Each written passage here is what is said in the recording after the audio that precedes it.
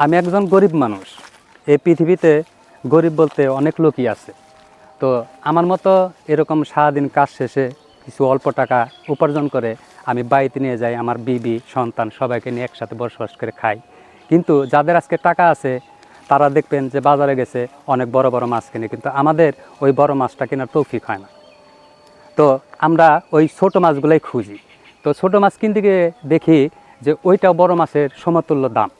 তো তখন আমাদের এই 1 কেজি মাছ কিনা বাদ দিয়ে আমরা 1 পোয়া মাছ কিনে আনি বাড়িতে এনে আমার স্ত্রীর কাছে দেই।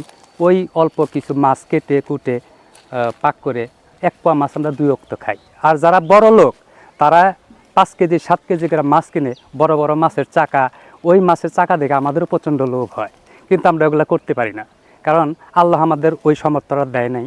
এখন যাদের সামর্থ্য আছে তারা ওইভাবেই মাছগুলা কেনাকাটা বাজার টাজার করে। আর সবচেয়ে বড় কথা হলো একটা বড় মাছ আমাদেরও কেনার ইচ্ছা হয়, কিন্তু টাকার জন্য আমরা কিনতে পারি না।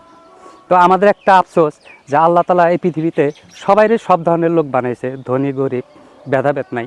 কিন্তু একজন মানুষ, ধনী মানুষ যদি একটা অসহায় মানুষ দাঁড়ানো অবস্থায় তাকিয়ে থাকে মাছের দিকে, অবশ্যই তার ভাবা উচিত ছিল যে এই লোকটা কী চায়।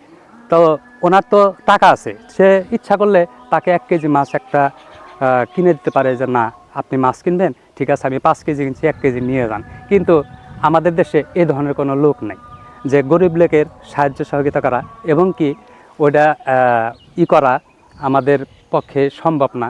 কিন্তু আমাদের যে অ্যাবিলিটিরা, আমরা বড় মাছ খাবো, মাংস খাবো, সবাই একাত্র চলবো, এটাও আমাদের ইচ্ছা নাই। কিন্তু আল্লাহ তাআলা সবাই এই পৃথিবীতে ধনী গরিব বিলাই বানাইছে। কিন্তু আল্লাহ তাআলা একটা জিনিস উল্লেখ আছে যে এই দুনিয়াতে যার সম্পদ কম, আখিরাতে তার হিসাব কম।